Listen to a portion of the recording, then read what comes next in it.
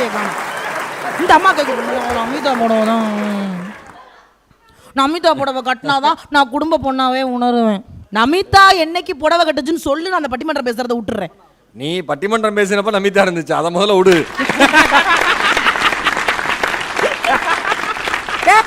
மனசாட்சி இல்ல கொஞ்சம் கூட எதுவுமே.